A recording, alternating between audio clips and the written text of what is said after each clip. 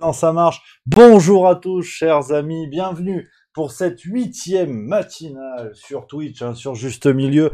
Vous le savez, c'est le rendez-vous. C'est la première fois le lundi. Ah ouais, nouvelle décision qu'on a pu prendre vraiment avec le comité, avec toute l'équipe. La semaine dernière, on double les matinales, donc on reste le mercredi à 8h30 et maintenant le lundi 8h30 pour commencer la semaine en toute souplesse. Vraiment en toute souplesse. C'est le plus important. On est à l'aise avec notre corps, on est à l'aise avec notre slibard et on se retrouve pour démarrer la semaine ensemble. Scruter un petit peu la presse. Alors aujourd'hui 15 août, c'est férié, je suis au courant. Mais pas de répit pour les braves. Pas de répit pour les braves. On s'en fait une petite et puis voilà, une demi-heure, 3/4 d'heure pour couvrir un petit peu ce qui s'est dit et puis après on enchaînera. La semaine va commencer pleine balle, beaucoup de choses qui arrivent cette semaine. On va se régaler. Je salue tout le monde qui est là. Il y a des petits nouveaux. Il y a Zakok, première fois sur le chat, salut à toi, Stupéfix 777, il y a mon Funky 0677 en direct de la Boulange, voilà, bon courage camarade, ça pétrit, donc ça c'est bien. Anamorphose qui dit coucou Rémi, punaise, je viens de faire hurler juste mieux dans le train, qu'est-ce qui se...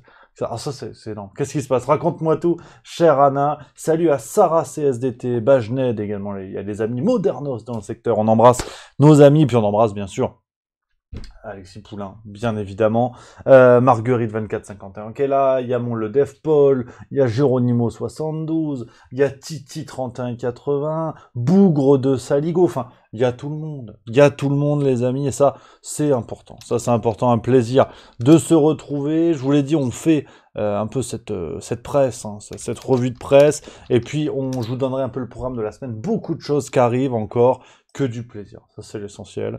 Donc voilà, aussi, je préviens, pour ceux qui n'étaient pas au courant, ça fait plaisir, et on va mettre les replays Twitch, c'est pour ça que je vous parle de ça, c'est pas configuré comme d'habitude, voilà, non mais il n'y a pas à chier, je suis à côté de mes pompes. Juste Milieu est disponible en podcast. Eh oui, Juste Milieu est disponible en podcast, c'est la nouveauté de la semaine dernière, donc désormais, toutes les vidéos YouTube à J+1 seront dispo en podcast, donc Spotify, Deezer, Amazon Podcast, Apple Podcast, enfin tous les trucs qui font podcast, normalement on est dessus. Donc n'hésitez pas à faire un tour si vous voulez nous soutenir là-dessus. Je pense mettre aussi les replays Twitch au cas où. Comme ça, ceux qui veulent l'écouter en faisant la course à pied, dans la bagnole ou en faisant ce que vous voulez, d'une certaine manière, c'est pas à moi de juger. Ce sera dispo, comme ça, voilà, c'est le but du jeu. Donc voilà, un peu la nouveauté de la semaine, c'est les podcasts. Donc n'hésitez pas, vous pouvez taper Juste Milieu podcast, vous allez trouver après le truc qui vous arrange. Le plus, ça fait plaisir, ça fait plaisir. Et puis, il y a ma grenouille qui dit, alors au risque de passer pour une andouille, mais j'ai l'habitude, je ne comprends pas le Bajned. Alors Bajned, si je dis pas de bêtises, c'est le bonjour en fait, le bonjour chez les amis du monde moderne, qui est une autre chaîne YouTube, une autre chaîne Twitch, animée avec brio par Alexis Poulain, et c'est leur petit cri de ralliement. Nous, on est des pangolins à poil ras, là-bas, c'est Bajned. Je veux dire, non mais c'est bien, voilà, c'est les communautés qui s'aiment, qui s'embrassent, qui se rejoignent, on est les uns les autres, c'est que du plaisir. Donc Bajned, c'est ça, c'est le bonjour des copains, voilà. C'est ça. Il y a Fusible 8656 qui vient d'arriver qui dit salut Rémi, ça y est, tu as réussi à me faire inscrire sur Twitch. Merci camarade. T'as vu, j'avais dit c'est pas compliqué. C'est pas compliqué. Puis là en plus, on se fend la gueule. Ça c'est le but du jeu, on se fend la gueule. Ah oui, mais c'est vrai. Paz 1664 a raison, c'est vrai, j'avais complètement oublié cette affaire. Bajned, c'était un tweet loupé de Gérard Larcher. Effectivement, au tout départ, Gérard Larcher avait tweeté, je sais pas, il avait dû s'asseoir sur un Paris-Brest. Et il avait tweeté Bajned et c'est devenu la vanne, effectivement. Merci à toi, cher Paz, de raccrocher tous les wagons. Le soir de la réélection du président, apparemment, effectivement, un étendard de ralliement, Universal War One, qui nous dit ça. Donc, on va attaquer gentiment, les amis, cette petite presse, je vous l'ai dit, on va jusqu'à 19, 15, c'est vraiment pour démarrer la semaine ensemble autour d'un petit kawa. On regarde ce qui se dit, vous connaissez la guinguette maintenant, ça devient une habitude. On commence avec la presse internationale pour voir un petit peu ce qui se dit à l'étranger. N'hésitez pas à dire dans le chat, d'ailleurs, les pays que vous voulez visiter, si j'ai, sur le formidable site kiosco.net, qui est un site qui recense justement toutes les unes de presse du monde entier. Il n'y a que les unes, mais c'est intéressant déjà pour prendre un peu la tendance. On va aller voir la presse régionale. Ensuite, je vous propose le magazine Sud-Ouest pour aller voir un peu ce qui se dit du côté de nos amis girondins qui ont encore été en proie aux flammes. Et puis on finira avec le Parisien, parce que forcément 15 août oblige, il n'y a pas beaucoup de presse. Hein. Tu sais, ce matin, je t'avoue, parce que moi, vous le savez ou pas, je suis installé en Suisse. Bon. À la fin de mes études, je suis resté en Suisse, je suis tombé amoureux, j'adore le pays, je suis bien. Et puis tu vois, ce matin, je me lève frais comme un gardon, 5h30, prêt à en découdre, à regarder la presse. Il n'y avait rien en fait. J'ai lu l'équipe et le Parisien. Donc à 5h45, je me suis retourné en train de tourner les pouces là. Donc voilà. Donc vous voyez, c'est 15 août. Et là, je me suis dit, Rémi, t'es un abruti. Bon bah voilà. Comme quoi, il n'y a pas que des nouveautés aujourd'hui. Donc, on va commencer, dites un petit peu dans le chat les pays que vous voulez. On peut attaquer, par exemple, un peu avec les gros classiques. On peut attaquer, bien sûr, avec avec l'Espagne, par exemple. L'Espagne avec El País. Alors, on parle, hein, on le voit tout de suite dans le bandeau, on parle du procès qui va opposer Elon Musk à Twitter suite à cette affaire de rachat avorté. Le procès qui va bientôt démarrer. Bon, voilà. L'art d'enfariner et de frire le poisson. Ça, c'est des sujets qui me parlent. Ça, c'est important. Ça, c'est bien. Ça, c'est bien. Voilà. Il y a l'Union Européenne qui continue à distribuer du pognon. Hein, je vous le dis en espagnol parce que je suis quasiment mexicain. Bruselas sube un 50% los fondos a Marruecos para controlar sus fronteras. Voilà, parce qu'au départ, je suis mexicain. J'ai été doublure lumière pour Pépito sur les boîtes de gâteaux. Ça a mal tourné, j'ai bouffé les stocks, on m'a viré. Bon, sombre histoire. Mais ce qui veut dire quand même que l'Union Européenne continue de distribuer du pognon, cette fois du côté du Maroc, pour contrôler les frontières, donc pour aider nos amis marocains à contrôler les frontières et éviter que de plus en plus de migrants illégaux rejoignent l'Europe. Alors, on parle de 500 millions d'euros jusqu'à 2027. C'est fou quand même, hein, parce que ils en ont de l'argent, Bruxelles. Moi, non, mais après, tu sais, je suis pas économiste. Hein. Mais c'est fou cette capacité à trouver du pognon pour des causes finalement qui ont déjà des solutions si on les applique. Tu mets des gardes frontières, tu vois, tu essaies de juguler les réseaux de passeurs plutôt que juguler les migrants eux-mêmes et tu trouves une solution. Ouais, par exemple, ouais, non, mais c'est comme ça. Hein. Parce que d'un côté, l'Union européenne donne de l'argent au Maroc et à d'autres pays en charge de contrôler les frontières du côté de l'Afrique, et de l'autre côté, l'Union européenne soutient certaines ONG qui récupèrent les bateaux de migrants perdus en mer. Et heureusement, on va pas les laisser mourir. Mais faut choisir en fait. Faut choisir parce que ces ONG, c'est paradoxal à dire, et bien sûr qu'on peut pas laisser des gens mourir dans la mer, mais c'est paradoxal parce que plus ces ONG vont être aidées, plus ça va donner l'idée aux passeurs de faire traverser la mer dans des embarcations lugubres, quoi, je veux dire, qui sont pas faites pour vadrouiller comme ça, et en espérant que de toute façon les ONG soient dans le secteur pour récupérer ces gens-là. Donc c'est un cercle vicieux, donc apparemment qui est pas fini. On parle bien sûr football du côté de nos amis espagnols, parce que Madrid s'est imposé. Le Real Madrid s'impose 2-1 face à Almeria, alors que le rival barcelonais fait 0-0. Petite page football, face au Rayo Vallecano, 0-0 pour les Barcelonais. Comme quoi, voilà. Ça commence sur les chapeaux de roue, le football. Vive le sport sur Antenne 2. Donc ça, c'est pour l'Espagne. Après, j'ai vu, il y a la Russie. Il y en a qui veulent aller en Russie. Alors, je sais pas si j'ai les quotidiens russes. Ah, il n'y a pas. Tu vois. C'est du direct. Il n'y a pas... je sais pas pourquoi, je sais pas à cause de qui, mais il n'y a pas. Qu'est-ce que tu veux que je te dise on a l'Italie, on peut faire quoi? Wall Street Journal, les États-Unis. Wall Street Journal. Ça c'est bien. Ça c'est les Américains. Wall Street Journal. Ouais, on a 41 morts hein, dans un incendie qui a frappé une église copte en Égypte. Ça c'est pas cool. Ça c'est pas cool. Ça c'est vraiment pas sympa. Voilà.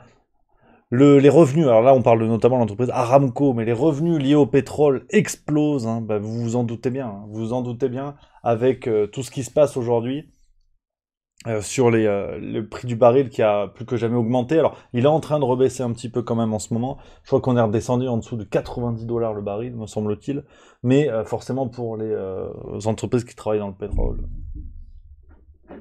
là on est bien. Mm. Derrière, tu peux quand même te louer un bungalow à Saint-Domingue. Derrière, on est quand même pas trop mal. Après, voilà, bon, c'est le Wall Street Journal. Hein. C'est les infos finances. Hein. Donc là, Là, ça parle pognon. Ça parle pognon. Bon, voilà, hein, pas t'en dire plus. On parle un petit peu de Trump aussi là-dedans. Alors ça aussi, ça on va suivre ça de près. Ah là là là là, on suit ça de près. Alors il y a Kuroros, je prends le chat un petit peu parce qu'on papote, c'est normal. Kuroros qui dit coucou, je viens de tomber par hasard sur ce live et je vois que tu as quelques quotidiens de pays différents. Parles-tu plusieurs langues du coup? Alors je fais ce que je peux.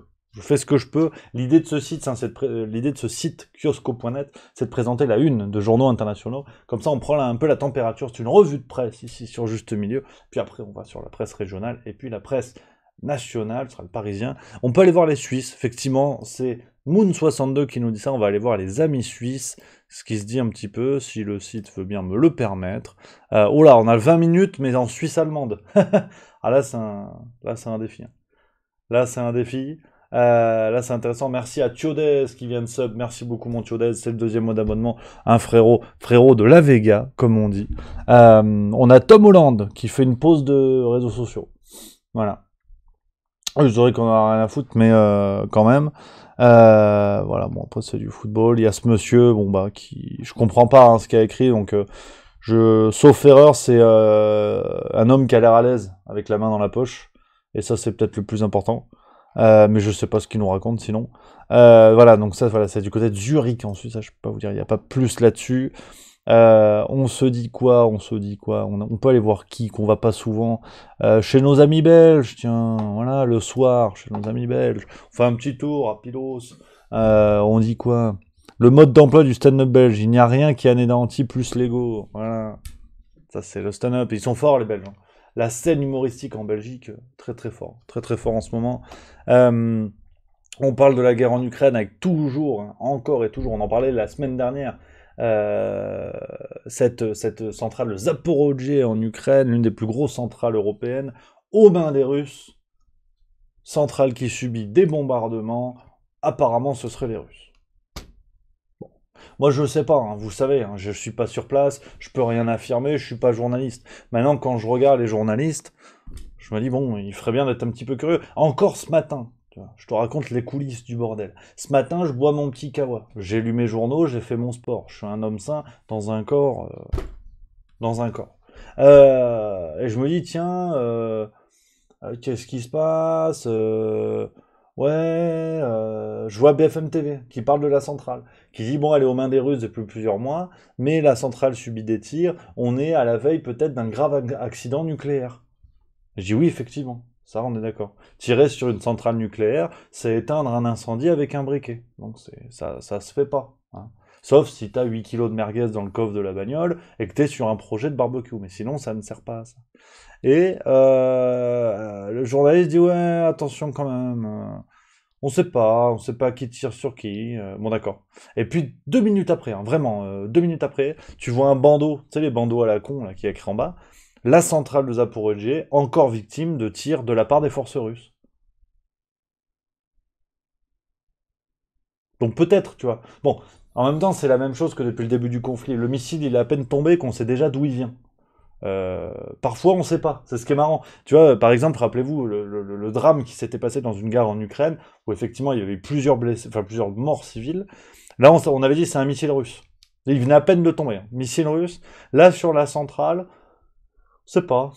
C'est peut-être un missile, peut-être c'est l'Éthiopie, on sait pas, on n'a pas de nouvelles. Donc, je veux dire, ça devient grossier. Vous connaissez la ligne sur juste milieu. Je suis pas en train de vous dire que tout est la faute des Ukrainiens.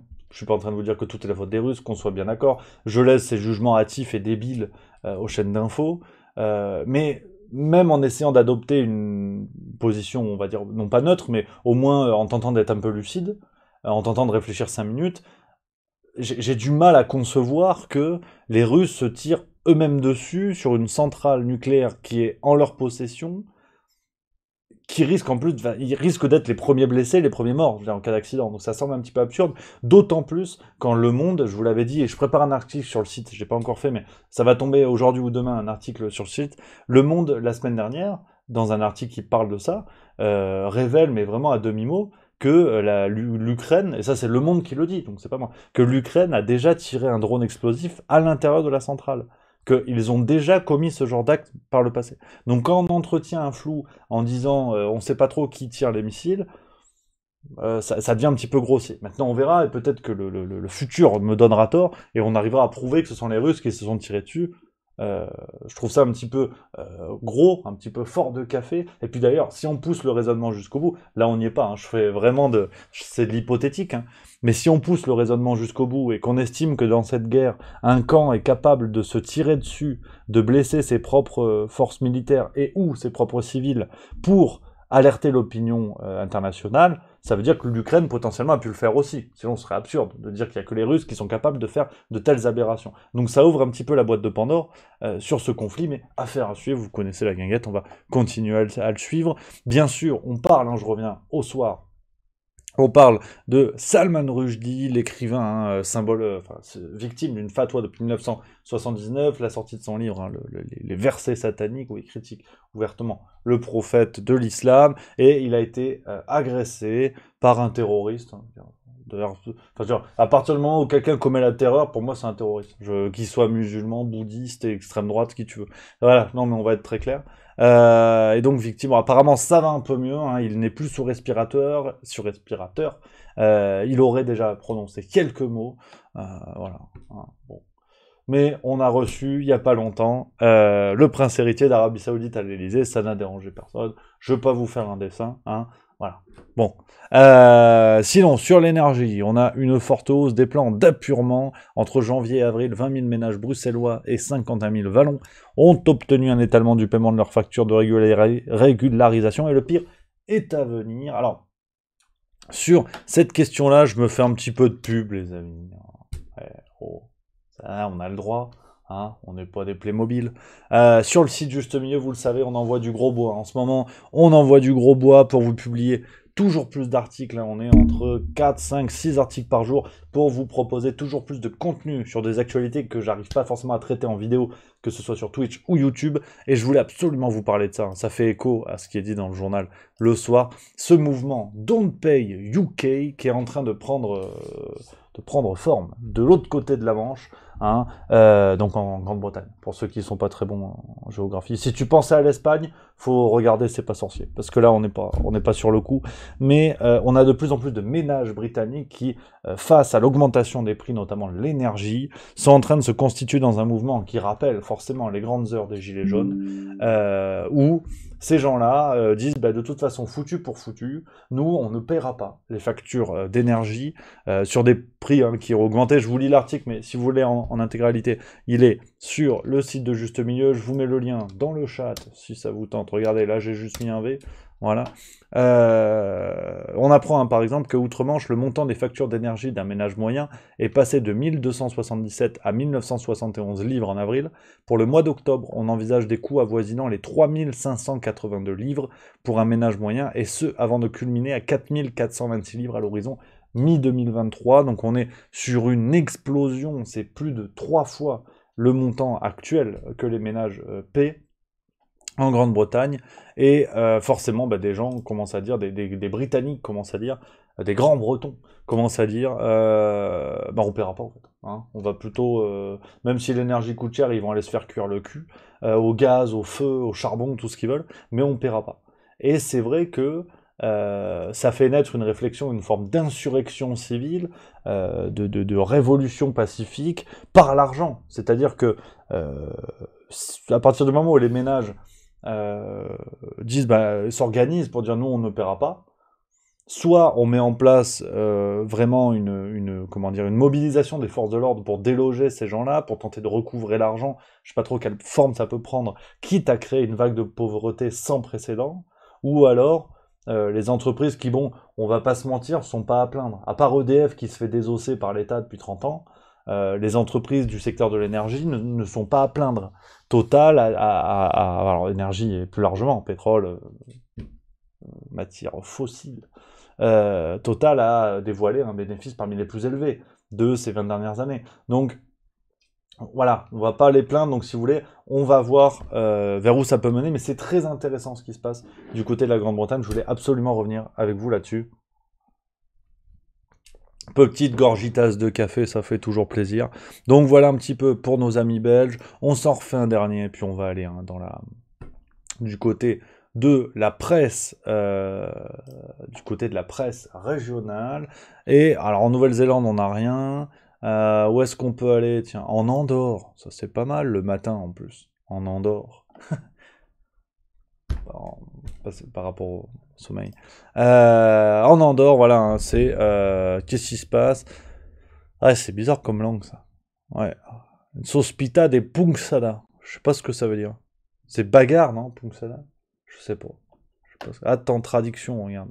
Je peux traduire apparemment. Ah merde. Sur l'agression présumée d'un mineur à Ancan. Ah ouais, pardon. L'agression. Punksada, c'est ça, punksada. Ok. Voilà, il y a la célébration ambe escuma de color. Le FC Andorra qui commence à faire le football. Bon, il n'y a pas grand chose dans l'Andorra. Bon, en même temps, ils sont 14, hein, donc si tu veux. Les lecteurs sont aussi ceux qui écrivent les articles, donc c'est sûr que bon, c'est pas ouf. Hein. C'est pas ouf, mais c'est comme ça. Donc, voilà un petit peu pour la presse internationale. On se refera d'autres pays, hein, pas plus tard que mercredi prochain pour la nouvelle matinale. Voilà, c'est tout. On se refera d'autres pays. On va faire un petit peu maintenant de presse régionale avec nos amis de Sud-Ouest, hein, du côté de Bordeaux, la Gironde qui a encore morflé. Ils ont encore ramassé sévère avec les incendies. Alors, on en parlait la semaine dernière, un nombre d'incendies record du jamais vu en France. Et voilà, révélation pour vous qui êtes là, chers amis de Twitch, ce sera le sujet de mon article dans le Juste Mensuel de septembre et qui est en pleine préparation. Beaucoup de choses qui arrivent, des choses très intéressantes comme d'hab, vous le savez. Et de mon côté, je vais traiter la situation des pompiers. Hein. Incendie, la France joue avec le feu. C'est le titre. Ouais, c'est le seul truc drôle. Parce que le reste, je suis tombé, en fait, morceau par morceau, sur plein d'articles, plein d'infos un peu passées sous silence, qui traitent de la condition des pompiers en France, de nos amis en rouge, de nos hommes en rouge. Et c'est pas beau. C'est pas beau, c'est pas beau, et on est une fois de plus au devant d'un véritable scandale qui est absolument passé sous silence. Donc j'ai réuni tout ça. Si ça vous intéresse, prenez l'abonnement à Juste Mensuel. Ah, on va rigoler. On va rigoler. Tout le monde va le recevoir, ce sera le 10 septembre. Le 10 septembre, ce sera disponible. Donc on va voir un petit peu ce que ça donne. Alors, retour du côté de Sud-Ouest, et nos amis girondins qui ont retrouvé un petit peu leur maison du côté de Belin-Bélier, notamment, là où il y a eu nouvelle vague d'incendie. C'est chaud. C'est chaud. Oh, je baille. Tu vois, c'est le matin. Tu vois. Ouais, je suis parti vite, en fait. Je suis parti vite, alors que normalement, on se détend de Zlibar. Voilà, on parle hein, de 660 000 hectares qui ont brûlé dans toute l'Union européenne, un record à ce stade depuis 2006. La France est quatrième, hein. Même là on n'arrive pas à être les premiers. Derrière l'Espagne, la Roumanie et le Portugal. Donc c'est assez monstrueux ce qui se passe, hein, ce nombre d'incendies assez record en Europe. Après, bon, c'est toujours l'éternel débat, et bien sûr que le sujet est complexe, mais on voit bien que le traitement médiatique de ces incendies, effectivement, parce que c'est dramatique, des gens ont perdu leur vie, des gens ont perdu leur maison et autres, mais finalement, l'année 2006 était à peu près dans les mêmes standards. Donc aujourd'hui, quand on dit oui, tout est lié au réchauffement climatique, la sécheresse et tout, sûrement, mais on voit bien que quand on se met sur un temps long, ça n'est pas inédit, ça n'est pas à 100% inédit. Oui, c'est extrêmement grave et il faut prendre le taureau par les cornes. Hein. El toro para las cornas, mais cette espèce d'emballement médiatique, on l'a déjà dit 1000 fois, mais ça fera 1001 fois, cette création artificielle de la peur devient un petit peu usante, et notamment, là, j'en parlais ce matin à la maison, tu vois, j'étais pas tout seul, je suis pas encore complètement fou. Et il va pleuvoir, mécaniquement d'ailleurs, il pleut actuellement du côté de la Gironde, donc ce qui aide quand même nos amis pompiers pour éteindre le feu. Il va pleuvoir et il va forcément, les terres sont sèches, ne vont pas absorber l'eau. Il va y avoir des inondations. Alors là, je suis curieux de voir comment ils vont traiter les inondations, parce qu'à ce rythme-là, tu sais, t'as au moins un journaliste. Je pense qu'on va en trouver un. On va au moins trouver un crétin du village qui va débarquer, qui dit ouais, faut remettre le masque tellement la France est sous l'eau. Si vous voyez quelqu'un faire cette blague, vous m'appelez. J'ai un copyright dessus. Donc non, non, c'est n'importe quoi. Et je vois que ça vous rend grognon. Il y a Jordan Kay, je mets un petit peu le chat, Jordan Kay qui dit les infirmiers, médecins, administration, il faut tout flinguer pour tout privatiser. Il y a un article, hein, c'est le dossier d'ailleurs du numéro de Marianne cette semaine. Si ça vous intéresse, je fais de la pub pour tout le monde, tu vois. Moi, je t'avoue, juste mensuel si vous voulez, parce que c'est comme ça qu'on mange à la fin du mois. Mais il faut être honnête, je peux pas faire que pour moi. Quand il y a un bon boulot, il y a un bon boulot. Et Marianne fait justement un dossier entier sur l'écroulement du service public en France. J'ai lu ça hier matin, hier midi, j'étais pas prêt. Ah, j'ai vomi mon petit-déj. Heureusement que j'avais pas pris le petit-déj, parce que sinon, ça laisse tomber. Hein. Donc non, non, assez fou, mais très intéressant. Si vous passez en kiosque, hein, n'hésitez pas. Voilà, je le dis, hein, ça mange pas de pain. It don't eat biscottas, j'ai envie de dire. Donc on continue sur nos amis. Voilà, nos pomplards hein, qui sont toujours là, toujours dispo. Bon, encore un coup de chapeau. On l'a déjà dit, mais on le redit, coup de chapeau pour nos pomplards qui sont de partout. À Brocéliande, ça, il y a le feu. En Aveyron, dans le Jura. Enfin, bordel. Franchement, même Jeanne d'Arc, si elle était en France aujourd'hui, elle dirait tiens, il fait un peu frisqué. Ouais, parce que c'est abusé. C'est abusé. Bon, bref, voilà un petit peu ce qui se dit. Salman Rushdie, on en parle effectivement aussi. La photo du jour, c'est quoi ça? Les conditions TDL, ceux qui voilà. Les adeptes de la glisse est au rendez-vous. C'est bien, ça fait plaisir. Merci à mon 7763 qui vient de subprime. Voilà, tu vois, je tourne la tête sur votre écran, bim, je vois ça, ça fait plaisir. Ça fait plaisir. Merci mon 77. Pourquoi l'eau de pluie ne peut plus être consommée sur Terre? Ah oui, ça c'est le gros sujet, ça. Partout dans le monde, l'eau de pluie est impropre à la consommation à cause de la présence de produits chimiques toxiques dépassant les seuils recommandés. Selon une étude de l'université de Stockholm, en Suède. Oui, alors sans aucun doute. Deux réflexions. Et là, on est au niveau vraiment de la mer. Hein. J'annonce, ces réflexions reposent que sur mon avis. C'est-à-dire pas grand-chose. Donc qu'on soit bien d'accord, je ne fais pas une grande analyse. Mais quand même deux choses. Bon, cette information concerne surtout euh, pas l'Occident, en fait. Parce que c'est vrai que, voilà, je sais pas vous, mais je me faisais la réflexion ce matin quand ils en parlaient sur BFM. Oui, parce que je regarde BFM le matin. Puis après, je suis énervé pour la semaine. Euh, Bah, si tu veux, l'eau de pluie, on n'a jamais trop attendu pour la boire, en fait. Par contre, oui, dans d'autres territoires où il fait plus chaud, où l'eau potable est moins accessible, effectivement, là, ça représente un vrai danger. Donc, qu'on soit bien d'accord, boire de l'eau de pluie, ça peut être dangereux. Autre réflexion, hein, je le dis, on est au niveau comptoir, je le dis quand même, parce que je me méfie maintenant d'un journaliste de Libération ou autre, qui aura envie de me tomber dessus un jour, hein, peut-être que ça m'arrivera, on sait pas. Je préfère prévenir, tu vois. Comme ça, je mets plein de balises, tu vois, je suis tranquille. L'autre truc, c'est un vaccin à ARN messager sur les populations du monde entier, quel que soit l'âge, quel que soit l'état de santé, il n'y a pas de danger. L'eau de pluie, il y a un danger. Voilà, fin de la parenthèse, vous faites ce que vous voulez. Vous faites ce que vous... Voilà, non, mais j'en dis pas plus. Hein. Voilà. Je suis pas scientifique, mais au bout d'un moment, ça casse les couilles quand même. Voilà. Ça casse les couilles parce que t'as tout ça, c'était aussi dans, bah encore dans Marianne, hein, je l'ai lu hier, encore dans Marianne, ils font un papier très intéressant sur l'accès à l'eau potable en Martinique. C'est Martinique ou Guadeloupe, je crois que c'est Martinique. Attendez, je vais chercher, on va chercher ça ensemble. Il me semble que c'est Guadeloupe, mais j'ai un doute. Ouais, c'est ça, c'est bien ça. C'est en Guadeloupe. C'est en Guadeloupe chez nos amis guadeloupéens. Et, euh, et là, tu vois, donc l'article, là encore, je vous le conseille, hein, est vraiment, vraiment très intéressant. Je pense que j'en ferai une vidéo, quelque chose bientôt. Euh, Il y a le fameux scandale du chlordécone. Alors, chlordécone, c'est un produit chimique toxique qui avait été utilisé, qui l'est peut-être même d'ailleurs encore, je sais plus, pour notamment sur les plantations de bananes. Merci à Firiel Venkman qui vient de subscribe. Merci beaucoup, Firiel, que j'embrasse. Merci beaucoup. 6 mois de fidélité et que du plaisir. Donc, le chlordécone, beaucoup utilisé dans l'agriculture en Martinique. Qu'est-ce que j'ai dit en Guadeloupe? Oh, je suis bête ou quoi? En Guadeloupe, j'ai dit. Non, j'ai dit quoi? Oh, je suis un abruti. En Guadeloupe, c'est ça. En Guadeloupe. Sauf que ce produit chimique s'est répandu dans les sols. Aujourd'hui, il est présent dans les réseaux d'eau potable. Et donc, en Guadeloupe, il y a un véritable marché qui s'est mis en place pour l'eau en bouteille.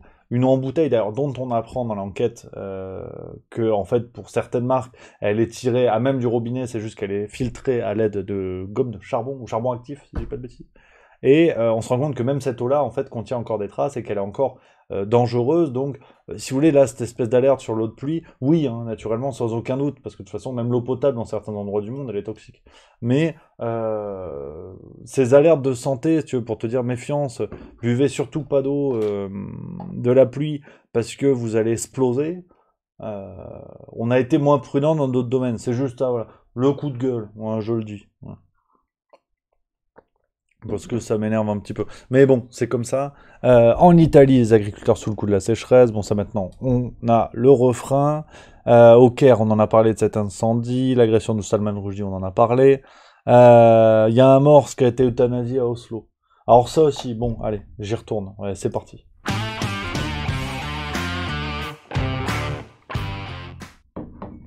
Voilà, je suis grognon, apparemment je suis pas le seul. Il y a Sweet Blue 08 qui dit assez perdu de temps, bonne journée. Peut-être, je sais pas s'il s'ennuyait ou pas, j'en sais rien. Mais bon bah bonne journée quand même. Ouais, ça va chier des bulles carrées. Non, ça va chier des bulles carrées. Parce que bon, je te lis l'article. Bon. Le morse Freya, devenu célèbre pour sa présence dans les eaux du fjord d'Oslo depuis le début de l'été, a été euthanasié hier. La décision d'euthanasier le morse a été prise sur la base d'une évaluation globale de la menace persistante pour la sécurité humaine, a justifié le responsable de la direction norvégienne de la pêche, Frank Bakke Jensen. En cause, le comportement de touristes et habitants curieux qui tentaient de se baigner à proximité du mammifère de 600 kg. Voilà. Je vais vous laisser 10 secondes pour réfléchir à ça, hein, pour bien comprendre le monde dans lequel on vit. Puis après, on va discuter. Ouais. Cette actualité, c'est le résumé du monde actuel, si tu veux. Bon, t'as un morse qui s'est paumé dans les eaux du fjord. Je sais pas quoi, je sais pas ce qu'il foutait, erreur de GPS, j'en sais rien, je sais pas comment ça marche chez les morses, c'est pas la question. Bon. Il débarque dans l'eau, il dit merde, je suis pas chez moi. Bon, bah foutu pour foutu, je vais me baigner, il y a peut-être 3 cannes sardines à grignoter. Il reste là, le morse. Et t'as des gens qui disent tiens, il y a un morse. Alors un morse, ça a des dents comme ça, si tu veux. Ça a encore il a des dents qui rayent encore plus le parquet que Manuel Valls. Donc tu vois ça, tu t'approches pas normalement. Et t'as des gens qui se sont dit tiens, MDR, lol, je vais aller me baigner à côté du morse. Le morse, il te met un coup de chicot, va falloir apprendre à jouer au tennis avec un bras en fait. Parce que c'est costaud un morse. C'est 600 kilos. Ça fait 0,8 Gérard Depardieu. Donc, pour te donner une idée. C'est balèze. C'est un truc, c'est quelque chose. Et ben non. Il y a des gens qui sont allés se baigner. Du coup, on a buté le morse. C'est pas drôle. C'est pas drôle. On a buté le morse. Parce qu'il risquait de croquer les débiles qui étaient dans le coin, en fait. Voilà. Mais rien ne va dans cette affaire, en fait, si tu veux. Bon, qu'un morse se paume dans les eaux. Ça, à la limite, bon, c'est très bien. Mais c'est comme le beluga dans la Seine. C'est mignon comme tout. Mais pendant 3 jours, on a parlé que de ça. Qu'est-ce qu'on en a branlé? Voilà, je suis un petit peu vulgaire, je suis un petit peu énervé. Il est 9h, je me lâche. Qu'est-ce qu'on en a à foutre? Je vais pas vous mentir. On en a rien à cirer. Voilà. Qu'on soit honnête. C'est bon, quoi. Ça va. L'écologie, sauver les animaux, on le met à toutes les sauces. Et bien sûr que ces causes-là sont nécessaires. Mais je veux dire, quand on va s'en amouracher d'un beluga qui s'est paumé, c'est très bien. Mais voilà. Au bout d'un moment, c'est bon, on peut passer à autre chose. Là, on a fait 3 jours pour finalement, bah, Pusher, il est crevé parce que bah, voilà, il s'est paumé, on essaie de le transporter, tu sais pas comment, jusqu'en Normandie. Le mec, il s'est dit quoi? On va me foutre à Normandie, en Normandie, au Havre, et je préfère mourir. Et puis il est mort sur le coup. Donc, je veux dire, c'est n'importe quoi. Notre monde est comme ça, en fait. Merci à Telt41 qui vient de subprime. Merci beaucoup, c'est le 2e mois en plus. Merci à toi. On alterne, si vous voulez, entre une centrale nucléaire qui est censée exploser et mettre fin à la race humaine et un beluga qui s'est paumé dans la Seine. À quel moment on a une transition, en fait? Où on est sérieux, on se dit, tiens, comment on se débrouille pour avoir un juste milieu? Parce que c'est le nom de la chaîne, en fait. Donc, voilà. Et là, en Norvège, c'est pareil. C'est le résumé de l'époque, quoi. Un morse qui se paume, on en fait des articles dans la presse, tu vois. Et puis t'as des débiles qui, attirés par l'écho médiatique que ça prend, tu vois, c'est là où, à qui la faute du coup? Parce que si t'en parles pas de ce pauvre morse, personne vient l'emmerder. Et ben t'as des débiles qui viennent l'embêter. Et du coup, on bute le morse. Ouais. Non, c'est fou. Effectivement, il y a Ascolis 7708 qui dit vivement une loi anti-beluga clandestin, absolument. Ça devait être un beluga anglais. Enfin voilà le résumé, si vous voulez, de l'actualité en ce moment. Je trouve ça assez sidérant, mais bon, c'est comme ça. C'est comme ça. Oh, je baille, putain, c'est pas vrai. Oh là là. Taïwan, ouais, ça suffisait pas. Ils ont envoyé Mamie Zinzin, là, Nancy Pelosi. Elle était partie en visite à Taïwan, escortée par plusieurs dizaines d'avions de chasse américains. La Chine qui avait menacé de faire sauter l'avion, pareil de dire Nancy, prépare ton parachute, qu'est-ce que genre. Mais c'est fou, hein. Je bafoue et je dis n'importe quoi en fait. C'est hallucinant, mais personne m'arrête, hein. Parapuche, ça n'existe pas. N'importe quoi. Parachute, parachute. Et les Américains, bah, non contents d'avoir mis un bidon d'huile sur le feu, et au prix de l'huile en ce moment, c'est quand même couillu, et ben ils ont renvoyé une délégation. Ouais. Une délégation de membres du Congrès américain est arrivée hier à Taïwan pour une visite qui n'était pas annoncée. Cette visite de 5 personnes, un sénateur et 4 représentants, démocrates et républicains, qui doit durer 2 jours, survient peu après la fin des manœuvres militaires les plus importantes jamais réalisées par Pékin autour de Taïwan, en réponse à une visite dans l'île de la présidente de la Chambre américaine des représentants de Nancy Pelosi. Donc, voilà, là, le contexte actuel, les Américains qui cherchent l'embrouille, quoi. Tu sais, c'est vraiment le truc, tu sais, quand t'appuies sur l'épaule de quelqu'un, ça t'énerve? Ça t'énerve quand je fais ça? Et si je fais ça, ça t'énerve? Bon, au bout d'un moment, c'est pas la saison des marrons, mais tu prends une baigne dans le faciès. Et les Américains, c'est ça. C'est ça, et puis la Chine, hein, le jour où Xi Jinping, il a mal dormi, je sais pas, il a raté le nouvel épisode de la Casa Papel, j'en sais rien, je connais pas sa vie, Xi Jinping. Le jour où Xi Jinping, il a mal dormi, tiens, Jean-Jacques, j'invente les prénoms, je suis pas dans son état-major. Jean-Jacques, il nous reste des missiles longue portée? Très bien, tu m'en mets 4 là-bas. Pourquoi? Je sais pas, pour la déconne. Ils avaient qu'à mettre l'épisode de la Casa Papel. Et puis c'est comme ça que commence une guerre. Et puis les Américains vont dire, oh, vous avez vu, les Chinois, c'est des méchants, ils font la guerre. Oh, les nulos. Ben voilà. Voilà. Enfin, je veux dire, c'est absurde. Je vous partage ce qu'a mis François Asselineau ce matin. Je l'aime bien sur Twitter, il est bon. Euh, François Asselineau, il a partagé parce qu'il y a eu un article de La Croix qui dit États-Unis, les républicains Texans rêvent de nouveau d'indépendance. Effectivement, c'est une vieille rengaine du côté du Texas. Les Texans qui parlent d'indépendance, qui visent l'indépendance du Texas par rapport aux États-Unis.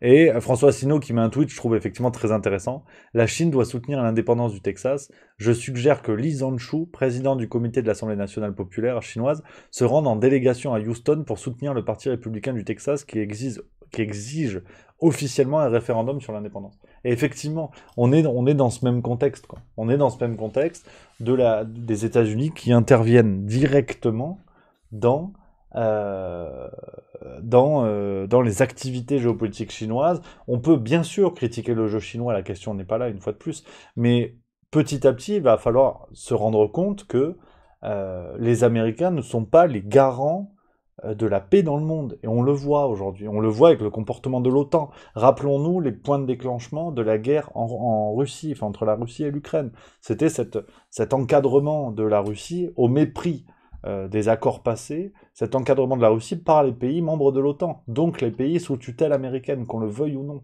Et avec la Chine, on arrive sur un comportement géopolitique qui est à peu près similaire, où les Américains veulent faire de Taïwan une base avancée, avec en plus les enjeux qu'on connaît sur les micropuces. Vous savez, c'est les minuscules composants, c'est de l'ordre du nanomètre.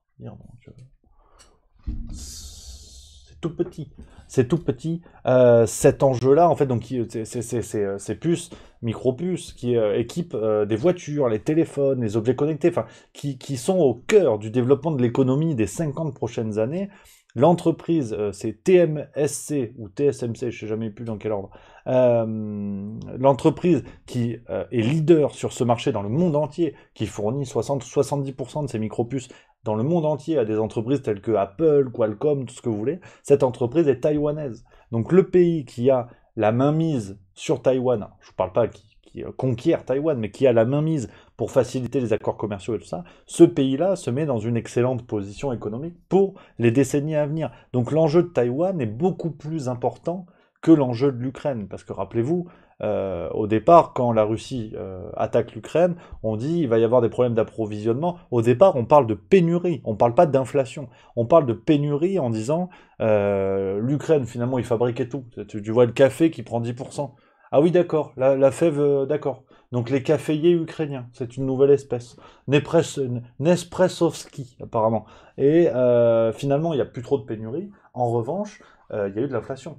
Donc là, les enjeux économiques sur Taïwan sont encore plus importants. Parce que si on a une pénurie de puces, derrière, c'est d'énormes business, d'énormes chaînes de production qui seront à l'arrêt, mais vraiment à l'arrêt. Pour vous donner un ordre d'idée, la production de puces américaine, c'est 12% du marché. L'Europe tout entière, c'est 10%. Donc on est vraiment sur quelque chose de monstrueux. Là, les semi-conducteurs, j'ai micropuces, mais c'est semi-conducteurs absolument. Et donc on est vraiment au cœur des enjeux économiques qui sont beaucoup plus importants. Donc à voir là-dessus ce qui va se dire, mais clairement on est sur un comportement belliqueux des Américains. J'ai dit belliqueux. Ça au Scrabble, ça envoie du bois. Donc voilà, ça c'est important. Nos amis écossais on tire le coup de chapeau. Édimbourg instaure la gratuité des protections hygiéniques. Voilà. Tampons et serviettes périodiques seront disponibles gratuitement à partir de ce lundi en Écosse pour toutes les femmes avec l'entrée en vigueur d'une loi contre la précarité menstruelle, une première dans le monde à cette échelle. En vertu de ce texte, les collectivités locales et les établissements scolaires et universitaires seront légalement contraints de fournir des protections périodiques gratuitement. Ça, je trouve que c'est très intéressant. Ça, c'est bien. Ça, c'est une vraie avancée pour l'égalité femmes-hommes, pour améliorer la condition des femmes, et pas en mettant une cravate à l'Assemblée en disant on est les nouvelles Rosa Luxembourg. T'es une banane flambée, ça c'est une mesure qui est intéressante. Ah, je suis grognon ce matin, on est lundi matin, j'ai la patate, donc on y va. Bravo pour nos amis écossais, ça c'est bien, félicitations à nos amis écossais. Ça c'est coolos. Merci à Glogen the Fish qui vient de sub. Mon Glogen, ben oui. En plus c'est le 3e mois. Merci à toi. Eh oui, sans déconner, ça fait plaisir. Bon, on a du transport, on a quoi d'autre? La corrida. Ouais, la corrida, va falloir profiter. Hein. Ça va pas durer longtemps, à mon avi. Ah, là, il y a Émeric Caron, il a fait une proposition de loi pour interdire la corrida. Donc là, c'est chaud. Ouais, parce qu'Émeric Caron, il est député au départ. Enfin, maintenant.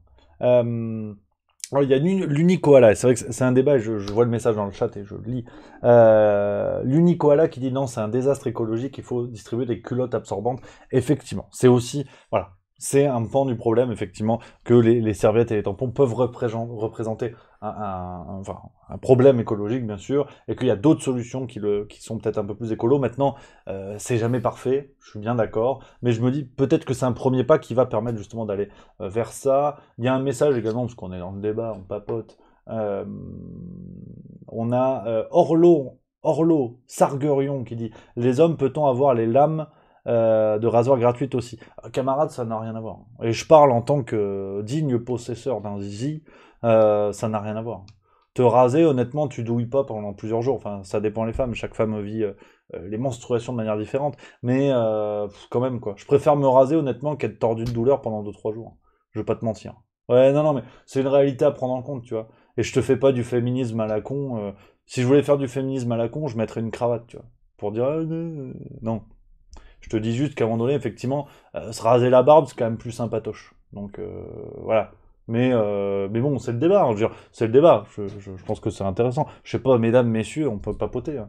Mais là, on est sur un vrai débat, je trouve, qui touche entre guillemets, l'égalité femmes-hommes. On est vraiment sur, d'une certaine manière, on est sur, comment dire, un vrai sujet, quoi. Là, c'est pas des trucs d'accession pour savoir qui va faire du cinéma. On est sur des problèmes du quotidien qui, à mon avis, sont plus pertinents. Mais je prends le message. Hein, il y a Orlo, j'arrive pas. Orlo Sarguerion qui répond, qui dit les tampons gratuits soignent les menstruations. Point d'interrogation. C'est pas ce que je dis. C'est pas ce que je dis, mais je dis juste que ça n'a rien à voir de demander les lames de rasoir gratuites. Et les tampons sont pas faits pour soigner. C'est juste qu'aujourd'hui, c'est un véritable problème. Il y a des couches sociales où déjà il y a comment dire, l'aspect pédagogique pour les jeunes filles, la présentation des règles et tout ça qui n'est pas forcément au point, et en plus l'accès à ces solutions où parfois des ménages n'ont pas les revenus. Donc la question c'est pas de soigner, la question c'est de rendre accès à ça, parce que il faut imaginer ce que c'est ensuite la honte pour une jeune fille qui a ses règles pour la première fois dans la cour d'école.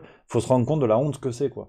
Donc et de la difficulté c'est dans un milieu scolaire où on l'a tous vécu pour des raisons différentes, qui ne pardonne pas. Donc vraiment, je pense qu'il faut faire la part des choses. Il y a Miss Jeans qui dit t'as pas aimé la cravate verte de Clémentine Autain, apparemment, effectivement. Non, ça m'a gonflé. Ça m'a gonflé.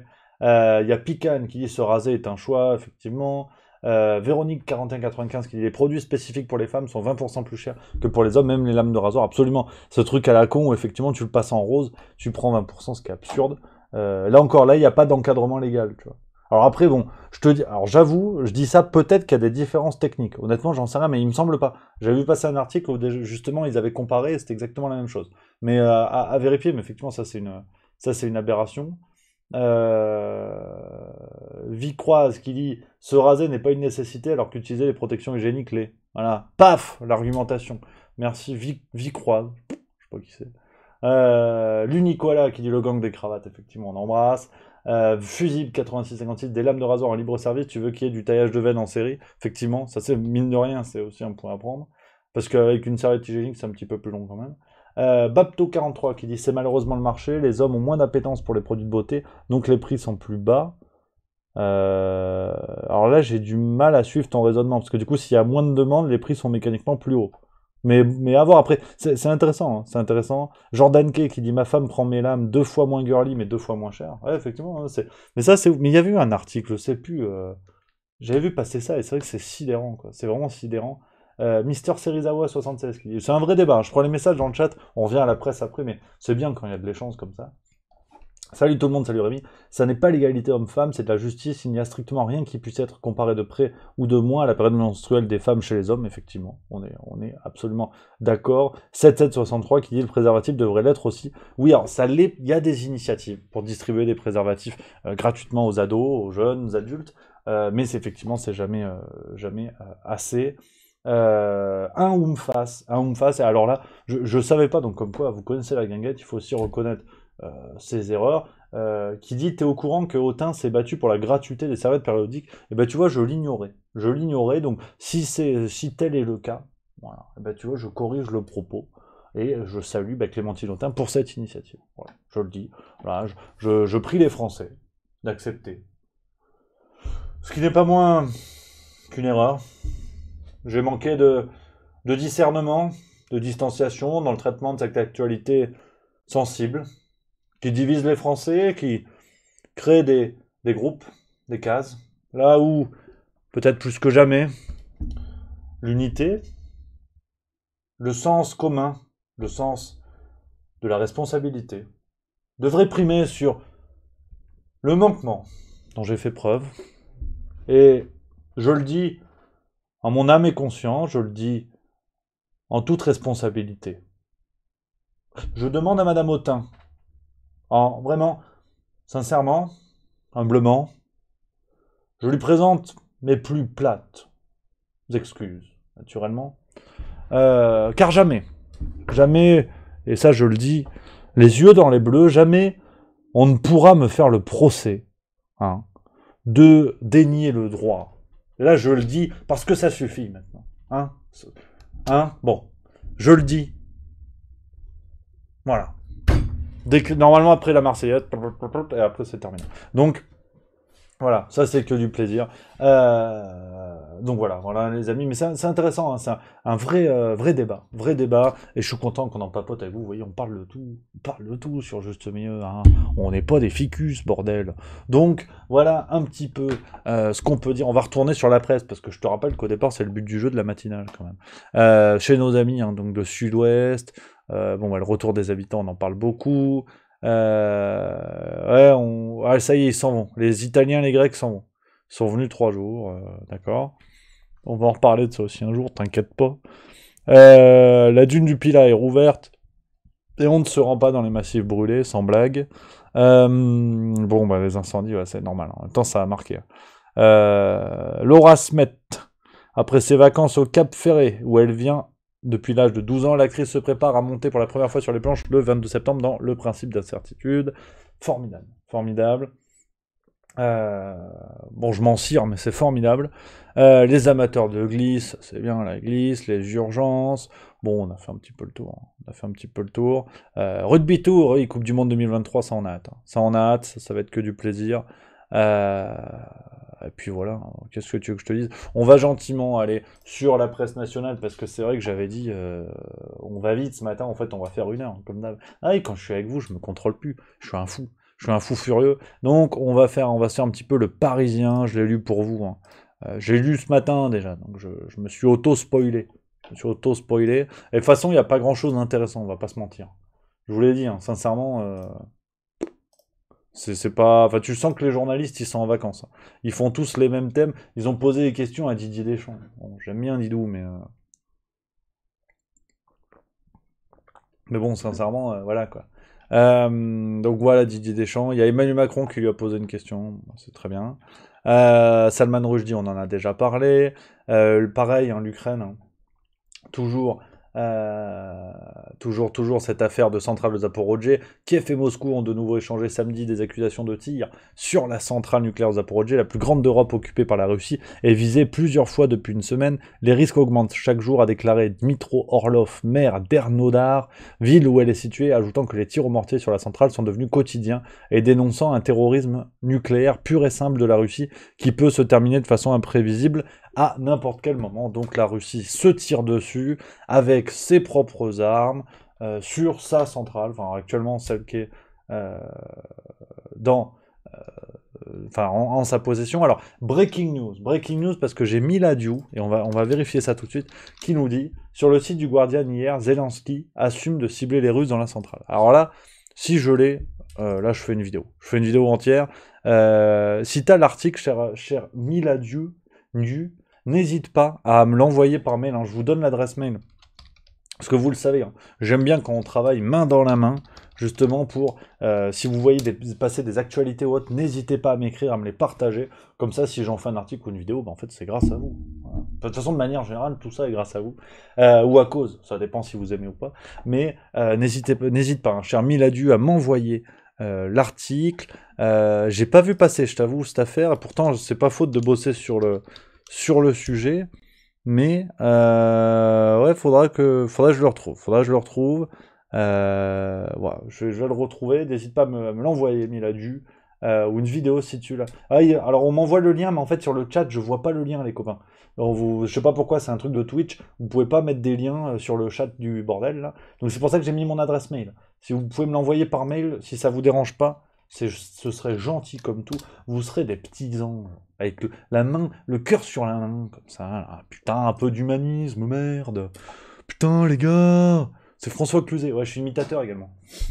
On fait ce qu'on peut. Hein. Donc voilà, donc bon, si ça sort dans le Guardian, mais vous imaginez bien, il n'y aura pas un seul mea culpa hein, de nos journalistes français qui soutiennent l'inverse depuis plusieurs semaines. Le casse-tête des européennes à gauche, on en parlait dans la farce tranquille de la semaine dernière.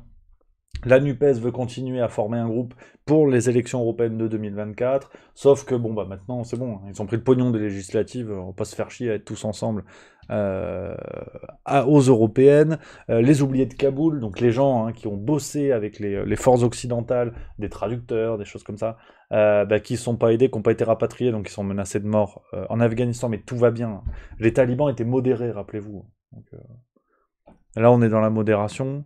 Les éoliennes, alors pareil, il n'y a pas de danger, mais on envisage un dédommagement pour les habitants d'endroits à côté desquels des éoliennes ont été implantées, hein, mais il n'y a pas de, voilà, il y a pas de nuance, de nuisance, voilà, c'est ça que je veux dire, il n'y a pas de nuisance, il n'y a pas de danger. La pluie, on en a parlé, des feux d'artifice qui ont été annulés à certains endroits de France. L'entraîneur du FC Versailles soupçonné d'avoir filmé des femmes à leur insu, ça aussi. Ah, c'est que du plaisir en ce moment. C'est que du plaisir. Ah, ça c'est un drame. Ça c'est un drame, oui, effectivement. Là, j'aimerais quand même petit moment pas rigolo du tout. Adèle Millot, d'ailleurs, Millot, je crois on lit. La championne de ski alpinisme, donc multimédaillée de nombreux titres, qui est décédée malheureusement hein, en chutant dans le massif du Mont Blanc. Terrible nouvelle pour le sport français. Un jeune talent qui avait gagné beaucoup de titres, qui voulait continuer sa vie, continuer sa carrière en tant que guide de haute montagne et qui malheureusement avait victime d'une chute, hein, c'était ce week-end. Donc terrible histoire, hein, toutes les condoléances à la famille de toute évidence. Et puis voilà, après bon, Neymar et Mbappé, pareil. Ah tiens, on recommence, allez, on recommence en transition, on regarde, ça m'énerve. Ah, j'en peux plus. Ah, j'en peux plus. S'il y a des amis, là, des amateurs de football du PSG, j'en peux plus. Ah, le Martin Luther King en protège tibia, j'en peux plus là. Et il me gonfle, cette espèce de guignol. Ils nous ont fait tout un sketch avec oui, il va rester au PSG, il reste pas, on sait pas, un coup oui, un coup non, il part au Real, il part chez sa grand-mère, on sait pas. Bon, bah, il est resté avec un contrat mirobolant où le mec est devenu quasiment directeur sportif du club. Et là, il était pas content. Oh non, il était pas content parce qu'ils ont joué contre Montpellier. Hein, c'était samedi. À un moment donné, il a tiré un penalty, il a raté le penalty. Oh non, alors il était pas content. Puis après, ses copains lui faisaient plus de passes. Alors à un moment donné, il a arrêté de courir. Ouais, il a arrêté de courir.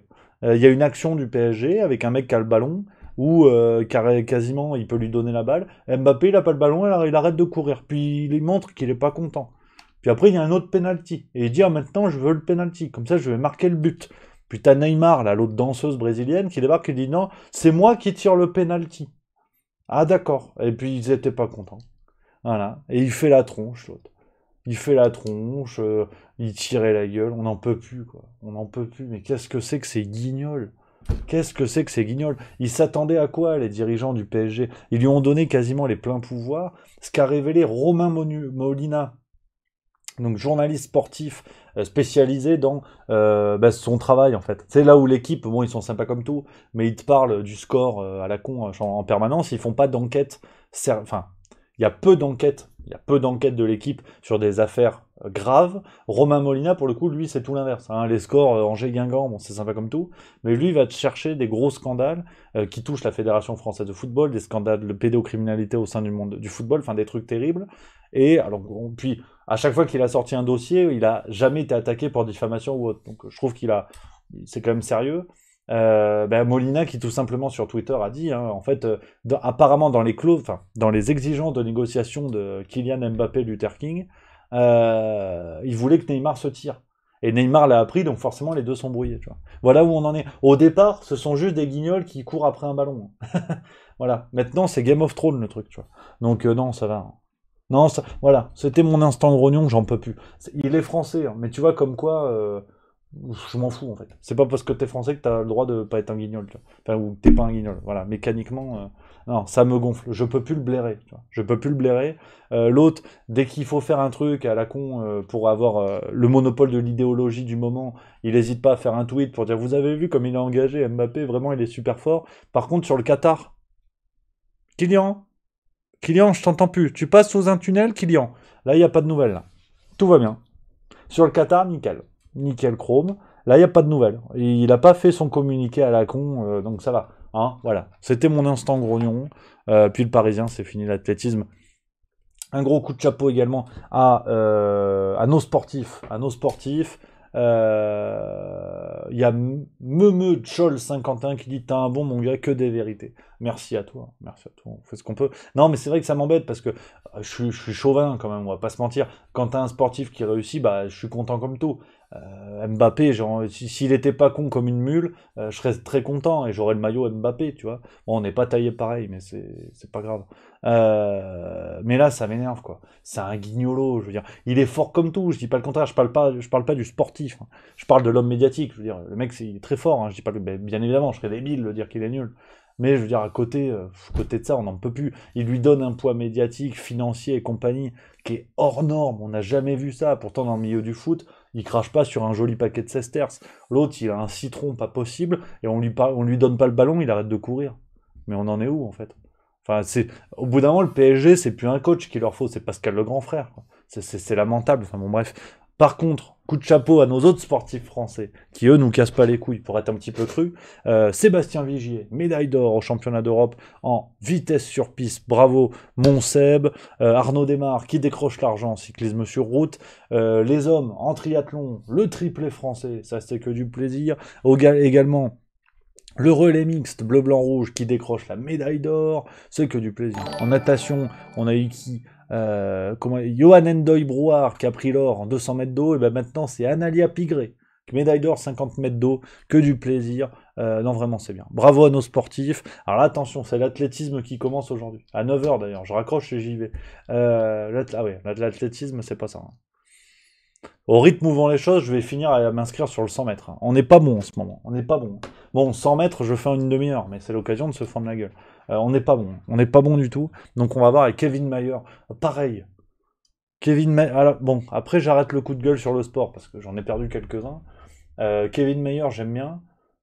Mais très fort, hein. Je veux dire, champion absolu, là encore, hein. Je distingue le sportif du bonhomme. Médiatique et tout, mais oh putain. Pareil, comment... tu sais pas trop s'il a un citron ou autre, mais oh là là, il en fait des caisses à chaque fois. Putain, hier je regarde Stade 2, tu vois, je suis détendu dans mon canapé, les jambes allongées, je faisais pas de mal à une mouche, vraiment. Tu regardes Stade 2, il arrive et dit oui, j'ai fait les mondiaux. Alors il est champion du monde, là, chapeau, on est bien d'accord. J'ai fait les mondiaux, je suis fatigué. Et si je fais pas le score que je veux, eh ben en fait, je quitte la compétition. Oh, je suis fatigué, peut-être j'y vais pas. Mais en fait, frérot, au championnat d'Europe, tu crois que les autres, ils ont fait quoi avant toi? Ils les ont peut-être pas gagnés, mais ils les ont aussi fait, les mondiaux. Donc ils sont aussi fatigués. Donc, oh, il m'a gonflé. Oh, il m'a gonflé. Pour te dire, on se faisait la réflexion sur le canapé. T'as un journaliste de France 2, je sais plus comment il s'appelle, celui qui commente le tour, là, Pasteur, Alexandre Pasteur. Un journaliste de France 2, il lui a mis un petit tir en mode, ouais, Kevin Mayer qui aime bien se mettre en scène, machin et tout. Pour qu'un journaliste de France 2, donc c'est-à-dire plus neutre, c'est du polystyrène. Pour qu'un journaliste de France 2 en vienne à mettre un tir à un sportif français qui gagne, c'est que franchement le mec il est relou. Donc bon, au bout d'un moment ça va. Voilà, c'était mon petit coup de gueule. En tout cas, on arrive au bout, on s'est fait le Parisien. Vous avez vu, il n'y a pas grand-chose. Hein. Jour férié, puis en plus c'est les vacances. Donc voilà, c'est pas la zizanie, mais c'est déjà pas mal. En tout cas, les copains, il y a l'Unicoala qui dit dans le chat Rémi, on pourra parler finance, s'il te plaît, une petite une d'un journal finance. C'est promis, mercredi. Mercredi, on fera un petit peu de finance. On pourra se lire les échos, si tu veux. Je crois les échos, ou il y a l'opinion. L'opinion, ils ont des pages économie. Promis, juré, je ferai ça pour toi, l'Unicoala. Parce que tout seul, on va vite, mais ensemble, on va loin. Ça, c'est fort. Merci à toi. Donc, les amis, voilà, il y a Salimoum hein, qui dit Kevin Mayer, excellent sportif, mais quel boulard. Ouais, on est d'accord. C'est con, hein, tu vois. Les sportifs français, souvent, ils ont des citrons pas possibles. Je sais pas si c'est le fait d'être français ou d'être sportif, ou je sais pas, mais c'est fatigant. Quand même. Ils sont fatigants, les bougres. Mais en attendant, les amis, pour cette matinale, on arrive au bout. En plus, on me dit dans l'oreillette qu'Alexis Poulain a commencé de son côté. On va passer le relais, hein, le sport, t'as capté. Qu'est-ce qui vous attend cette semaine? Alors là, on part sur du gros bois. Moi, je vous le dis, là, c'est du bois d'ébène. On va se régaler, donc je vous donne rendez-vous. Qu'est-ce qui se passe? On a du Juste Bistrot, demain 11h30, naturellement. Bah oui. On a du Juste Bistrot demain 11h30. On a de la matinale mercredi à 8h30 sur Twitch. On se retrouve pour, bien sûr, La Farce Tranquille, épisode 65, mercredi prochain à 18h. On a Edouard qui sera de retour mercredi à 19h. Nouvelle vidéo sur les plumes du rap français. On va parler de... Je vous le dis pas.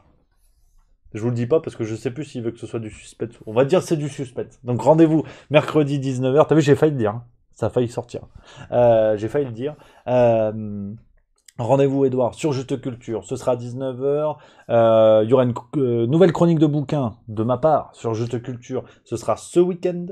Et puis peut-être, maybe, Tarbeth, une vidéo sur Juste Milieu, un nouveau scandale, une nouvelle histoire que j'ai envie voilà, de vous partager. J'ai peut-être un sujet, on va voir ce que ça donne, mais en tout cas, encore une grosse semaine qui vous attend, beaucoup de contenu, n'hésitez pas, on a besoin de vous en termes de référencement, là vraiment c'est de la technique, on a besoin de vous sur le site internet de Juste Milieu, n'hésitez pas à faire un tour régulièrement, quand vous savez pas quoi faire, bam, vous faites un petit tour, il y a des articles tous les jours, on essaie d'alimenter le plus possible pour que le site internet devienne un peu un point de rendez-vous, un peu comme la chaîne sur YouTube forcément, donc on compte sur vous les copains, les podcasts aussi, n'hésitez pas, vous le savez maintenant, le Juste Milieu est en podcast. Vous voulez Spotify, machin et compagnie, 10h, Amazon Music, 11h, midi, enfin quand vous voulez, c'est les podcasts. C'est les podcasts et vous réécoutez tout. On va mettre les lives Twitch qui seront dispo en podcast aussi. Toutes les vidéos sont dispo à J+1, comme ça c'est que du plaisir. Salimoum, merci beaucoup, qui dit super la boîte noire sur Juste Culture. C'est notre nouvelle émission sur Juste Culture avec mon Loïc Besnier que j'embrasse, notre spécialiste Cinoche, qui vous a proposé sa toute première vidéo. Ça s'appelle La boîte noire et il vous parle un peu des grands cinéastes, des plus grands cinéastes de ce monde. Et là, c'était John Huston. Et franchement, quel plaisir de bosser avec Loïc. Vous allez voir, si ça vous tente, je vous mets le petit lien. Allez. Eh, je fais de la pub, c'est que nous, hein, c'est que nous. Hein. Donc, t'inquiète pas, je vous mets le petit lien de cette nouvelle vidéo. Si vous voulez vraiment vous cultiver en vous fendant la gueule, en toute détente, c'est Juste Milieu. On veut vraiment, enfin Juste Culture en l'occurrence, on veut vraiment construire un média complet où vous pouvez naviguer d'un épisode de La Farce Tranquille à une chronique de bouquin, à la découverte d'un rappeur avec Edouard, à la découverte d'un cinéaste avec mon Loïc, un article sur le site, enfin que du plaisir. On construit ça, c'est que le début. Je peux vous dire qu'il y a des choses qui arrivent, personne n'est prêt. Il en va du futur de la France. Non, je rigole, j'allais repartir, tu vois, je me suis arrêté. Donc les copains, je vous embrasse, je vous embrasse. On a fait le tour pour aujourd'hui. Je vous salue bien bas. Hein. Merci à vous d'être aussi nombreux. On se donne rendez-vous dès demain sur le Juste Bistrot, 11h30 sur Twitch. Bonne journée, bonne semaine. Pour ceux qui sont en vacances, profitez bien. Pour ceux qui sont au boulot, bon courage. Je vous embrasse, je vous dis à demain. Vive la rigolade et vive la France, regardez. Là, c'est fini.